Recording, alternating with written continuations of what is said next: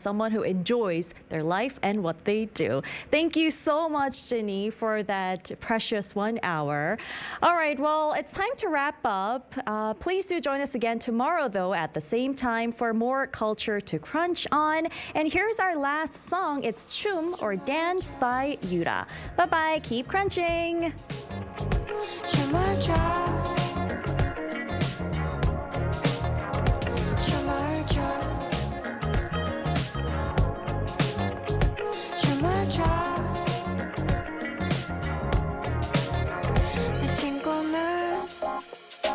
비서의 구멍을 파내고 떠내는 반짝이는 것을 꿈꿔 난 어떤 고민 속에 빠져 끊이지 않는 고집들을 늘어놓지. 예를 들면 특별한 게 너무 많고, 예를 들면 떠가는 구름이 믿고 왠지 맘속 안에 있는 상념들은 내일 아침이면 금세 버려지니 아무 생각하지 말고 춤을 춰. 춤을 춰. 춤을 춰. 춤을 춰. 아무도 줄 수 없는 것을 바라고 하루 종일 과거 속을 뛰어다녀 보고만 파편되어 날아가니 떠가는 시간을 흘려버렸었구나. 예를 들면 특별한 게 너무 많고, 예를 들면 떠가는 구름이 믿고 왠지 맘속 안에 있는 상념들은 내일 아침이면 금세 버려지니.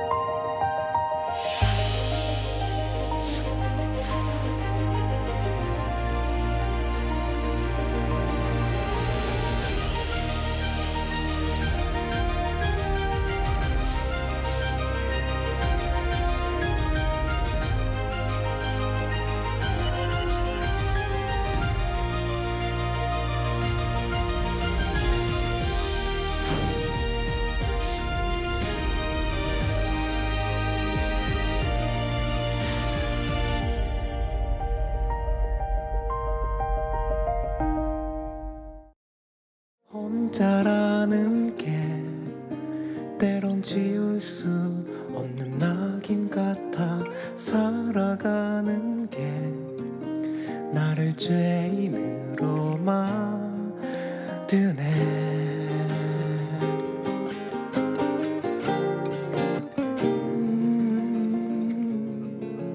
나의 땅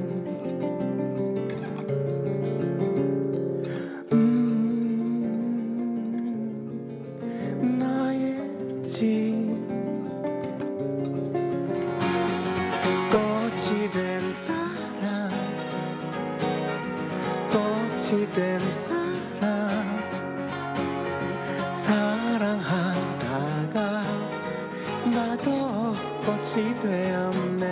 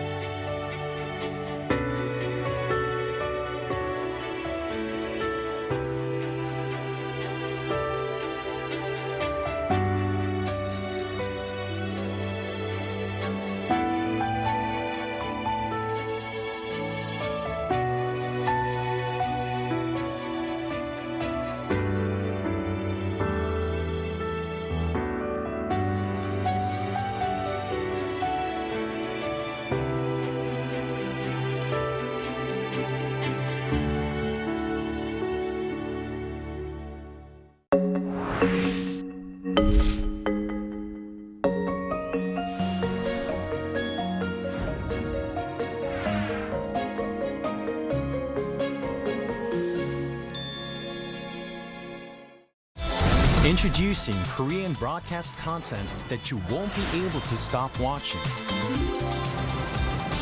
For weary modern souls, Dr. Romantic, the quirky genius doctor of Puldam Hospital, prescribes heartwarming tales of humanity.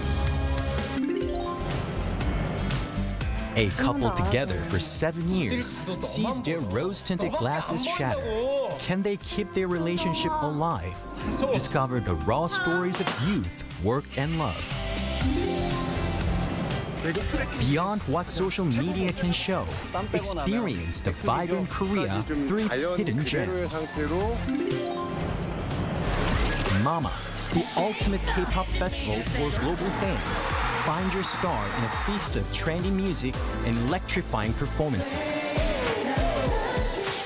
Now, the whole world enjoys it together. Knock knock! The magical door to the world of K-animation is swinging wide open. Meet your instant new BFF, the adorable Catch. Tina Ping will have you hooked from the very first glance. Need a hand? Our Robocar Poli Rescue team is always zooming in to save the day. How about tagging along on Pinkfong and Pal's super exciting quest to reclaim their lost magic? With the mysterious life forms Kabion by your side, you can become a Kabion master and save humanity like the total hero. Protecting children's innocence while igniting their boundless imaginations. That's the magic of Korean animation. K-animation, the ultimate bestie for kids worldwide.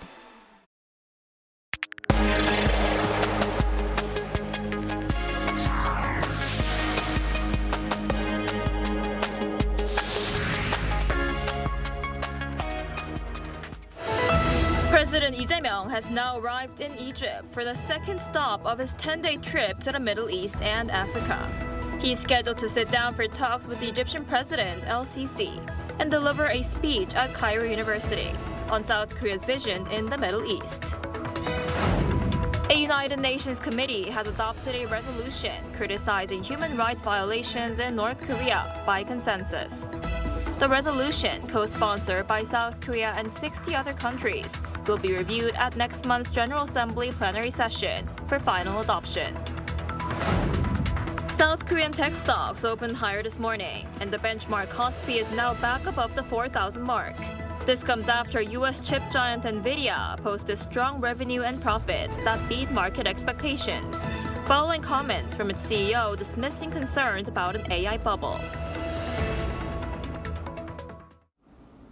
Hello and thanks for joining us on Arirang News. We begin today with President Lee Jae-myung's 10-day trip to the Middle East and Africa.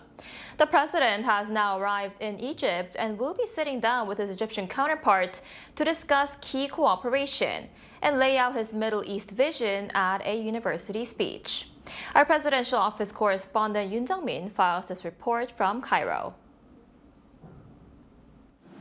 President Lee Jae-myung has landed in Egypt for a 3-day official visit, the second leg of his four-nation trip to the Middle East and Africa, having wrapped up his trip to the UAE. He will meet the Egyptian President Abdel Fattah El-Sisi on Thursday for talks on cooperation on trade, education, and culture. Egypt is an important international logistics hub linking Europe, Africa, and the Middle East, and also is our comprehensive cooperative partner. Seoul and Cairo celebrate 3 decades of their diplomatic ties this year. The South Korean leader will also deliver a speech at Cairo University on the country's vision in the Middle East before heading to South Africa for the G20 summit. He will then depart for Turkey, the final leg of his 10-day-long trip, for talks with its President Recep Tayyip Erdogan before heading home next week. The president's trip to Egypt signals the start of fully fledged diplomacy with the Middle East region, say top office officials, with the aim of expanding Korea's diplomatic horizon. Yoon Jung-min, Arirang News, Cairo. And thus, President Lee Jae-myung visits Egypt on Thursday and meets with President El-Sisi. Egypt's top diplomat His Ho told Arirang News that both leaders are ready to cooperate on real tangible outcomes. Our Oh Soo-young sat down with him. Seoul and Cairo are embarking on a new phase of strategic partnership with room for collaboration on infrastructure, AI and culture. That's according to Khaled Abdel Rahman, who is Egyptian ambassador to Seoul since 2022. We are celebrating 30 years of diplomatic relations this year. It's an important visit after a phone call between the two leaders of the countries, and they have agreed on the main topics of cooperation. The political will for both leaders are very strong, very visible, and I think they will be transformed into tangible, real projects that benefit both Egypt and Korea. A major pillar of this cooperation could be energy and industrial technology. Korean companies are expanding across Egypt's manufacturing, renewable energy and power plant sectors. Last year, SK Eco Plant signed a $1.9 billion renewable energy development project. Korea Hydro and Nuclear Power won a contract to supply components for Egypt's first nuclear power plant in El Daba. So definitely there is room for collaboration between Egyptian and Korean companies, and the expertise and know-how here is very important because we see the partnership between our two countries as a springboard for Africa. So we can use that collaboration to enter into other African markets concerning green energy and renewables. Egypt is a regional trade hub with its Suez Canal, the Suez Canal Economic Zone, and free trade agreements with Europe, Africa, and the Arab world. Especially at a time of fractured supply chains, the ambassador says the two countries are genuine partners. So from that, you can export and you can benefit from the low tariff rates and the reduction of time to travel to the destination where you want to sell your goods.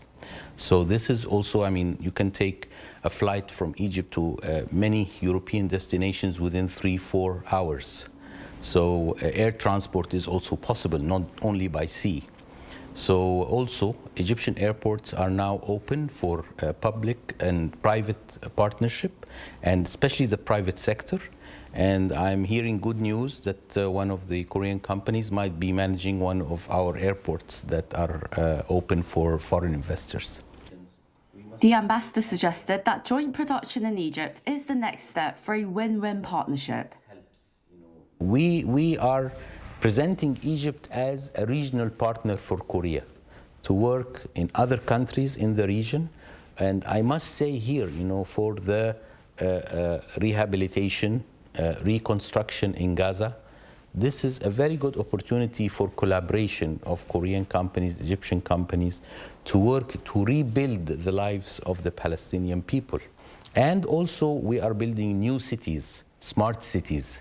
And I think this is the strong point with Korea, with AI, and His Excellency President Lee has allocated a very big budget for the AI.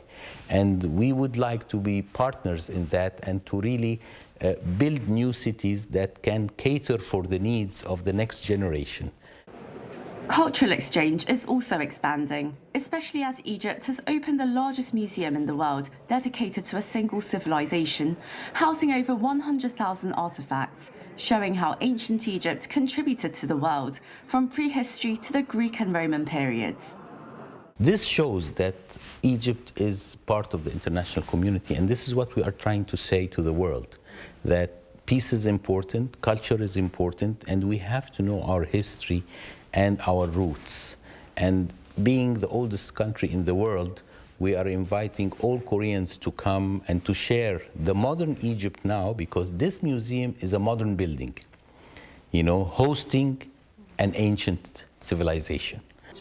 And as he reflects on his 4 years in Seoul, the ambassador says the human connection between Egyptians and Koreans, especially youth, is what will stay with him most. One of my most satisfiable moments was when I was seeing Egyptian and Korean people engaging together, be it in commercial activities or in culture or in art or even in sports, So this experience has really enriched my diplomatic career, which has been going on for the past 34 years. As the ambassador's lasting legacy, direct flights between Seoul and Cairo will launch next year. He says he hopes people-to-people exchanges will continue to grow as the two countries broaden their cooperation. Oh Soo-young, Arirang News.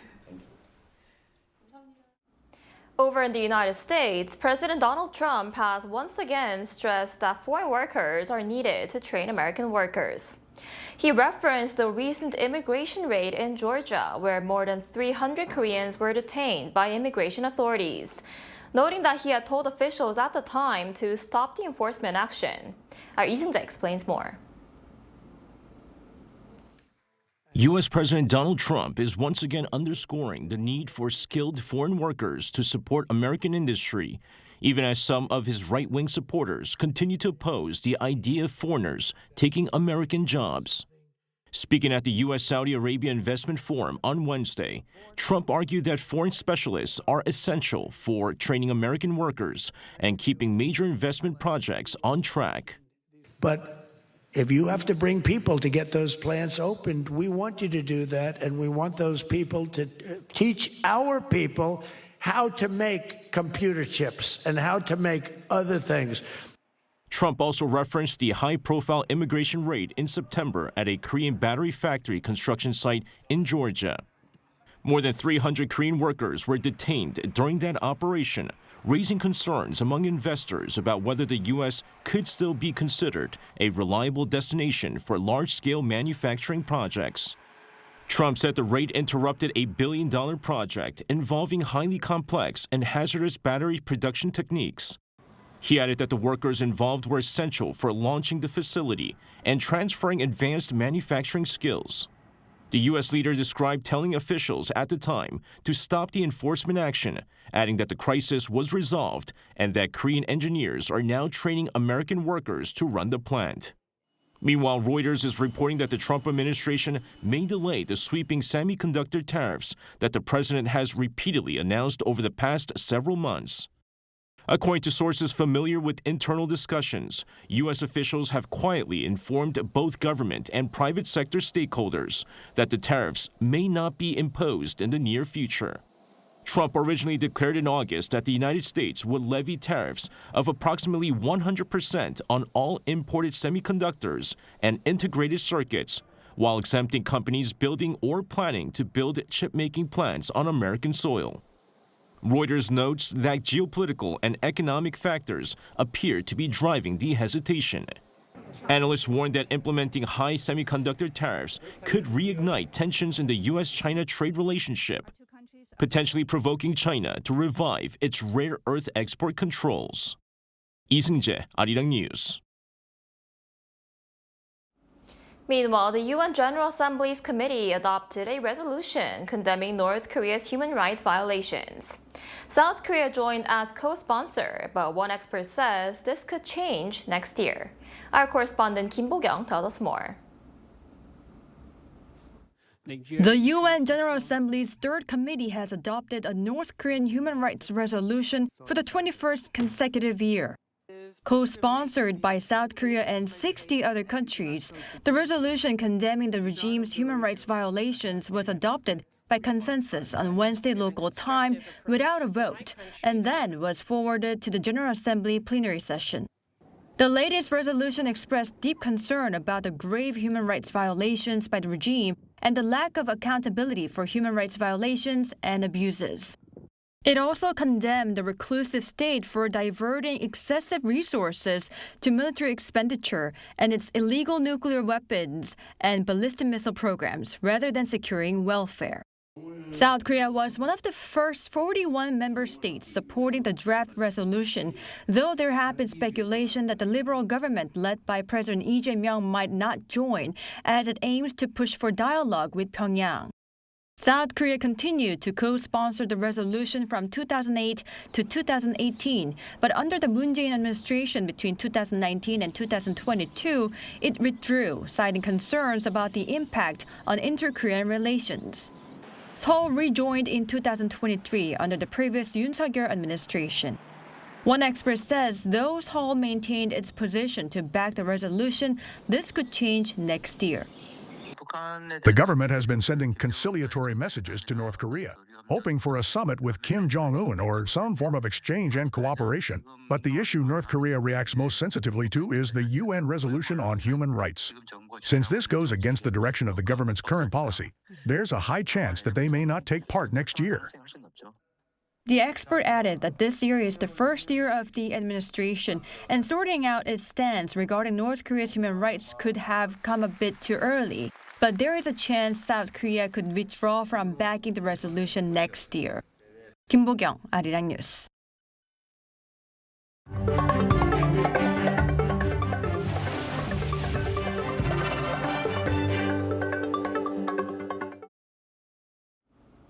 On the economic front, South Korea's benchmark KOSPI surged past 4,000 on Thursday, jumping over 2% upon opening, mainly led by tech stocks.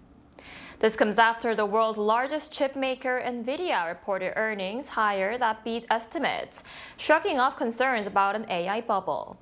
The U.S. chip giant reported a record $57 billion in quarterly revenue, exceeding estimates by nearly $2 billion, and forecast even stronger growth ahead. As of 11:30 a.m., shares in South Korea's tech giants Samsung Electronics and SK hynix are up 4.5% and 4% respectively from Wednesday's close. In other news, tensions between China and Japan continue to escalate in one of worst bilateral disputes in years, following the Japanese Prime Minister's comments about Taiwan. The Chinese government has already warned its citizens against traveling to Japan and is now planning to ban all seafood imports from Japan. Our Cha Yun-kyung explains more. China told Japan on Wednesday that it will suspend all imports of Japanese seafood in a move that signals their diplomatic dispute and economic retaliation have expanded. Beijing partially eased the restrictions on Japanese seafood almost 2 years after they had been imposed due to Tokyo's decision to release treated wastewater from its Fukushima nuclear power plant in 2023. However, China reimposed the ban this month, saying it was due to the need for further monitoring of the water release. At a briefing this month, the Chinese Ministry of Foreign Affairs announced it would strengthen management and supervision of Japanese seafood imports, saying that it would immediately impose restrictions in accordance with the law if any risk factors were detected. The Japanese side has failed to provide the technical materials that were promised. I would also like to emphasize that the recent wrongful remarks made by Japanese Prime Minister, even if Japanese aquatic products were to be exported to China, there would be no market for them. Relations between the two countries soured recently after Prime Minister Takaichi Sanae publicly linked a Taiwan Strait crisis with the possible deployment of Japanese troops. China then urged its citizens not to study or travel to Japan after her statement, resulting in mass cancellations that could deal a sizable blow to Japan's economy. Moreover, Japanese officials fear Beijing could escalate tensions by tightening exports of rare earth elements. China controls more than 90% of the global refining capacity for these. As China has banned the screenings of upcoming Japanese films, there is also growing concern that Beijing could use trade as a weapon, as it has done in the past during disputes with other countries. Cha Yun-kyung, Arirang News. And here in South Korea, all 267 passengers and crew aboard a ferry were safely rescued after the vessel ran aground off the country's southwestern coast on Wednesday. Everyone on board the Queen Genuvia II was transferred safely to a nearby port using Coast Guard and support vessels. The Coast Guard deployed 17 patrol ships, 4 coastal rescue vessels, a plane, and special rescue personnel as part of the operation. Authorities said Thursday that investigators are now focusing on possible navigation errors. The ferry struck on an uninhabited islet called Chok near Changsan Island at about 8:17 p.m. The ship was traveling from Jeju Island to the port city of Mokpo.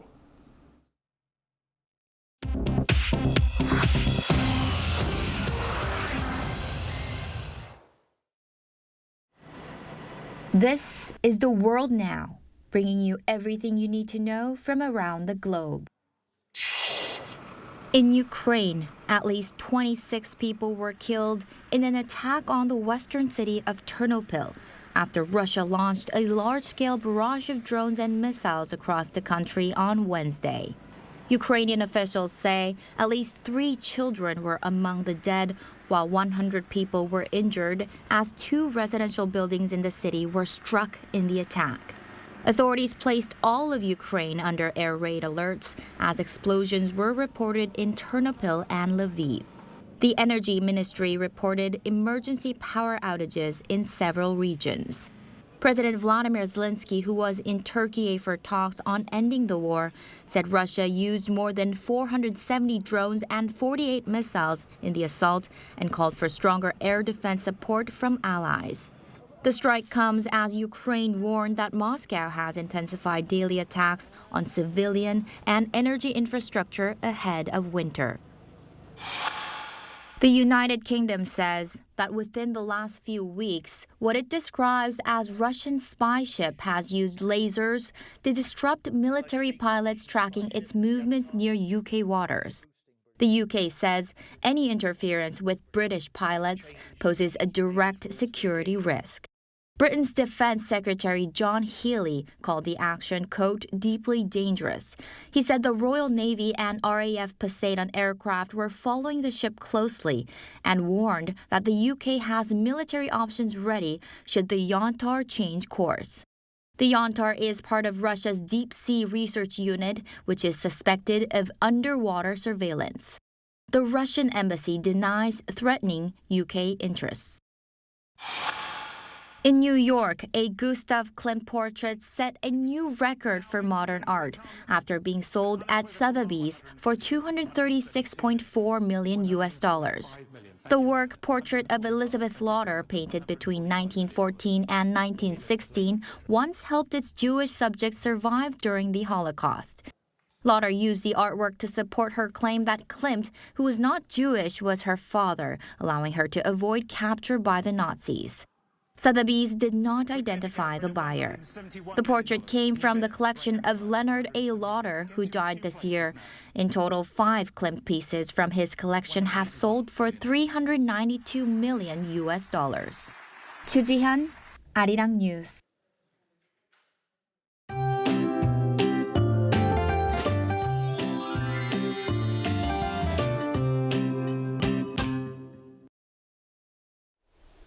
After a very intense cold snap, temperatures are finally climbing back up today, meaning the season is returning to where it should be. The morning commute was much more bearable, and afternoon highs will also be in the mid-teens. Meanwhile, the East Coast region still remains under dry weather advisory, and this is particularly dangerous today and tomorrow because strong winds gusting up to 15 to 20 meters per second will hit this area. The combination of dry conditions and strong winds make it easy for fire to break out and spread, so please exercise extreme caution with fire safety. And this afternoon, Seoul gets up to 14 degrees Celsius. Daejeon, Gwangju, Daegu will make it to 15 degrees under sunny skies in northern parts of Korea. Meanwhile, the air quality will be decent nationwide. Clear weather will persist through the weekend. Rain is forecast to return next Monday across the western regions, which will bring another cold snap, but it's not going to be as bad as we've just said.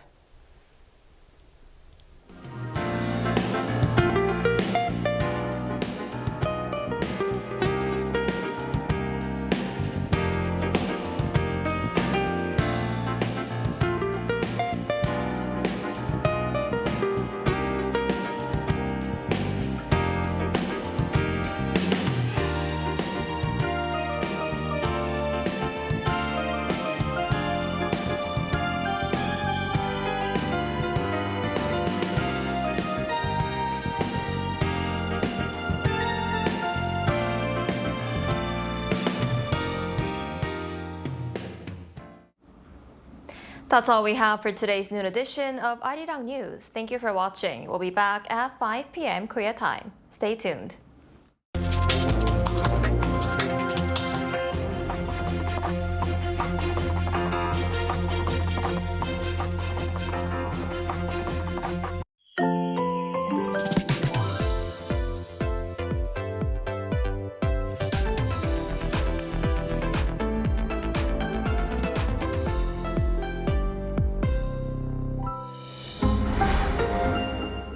How to survive in Korea. Weddings. Step 0. Attire.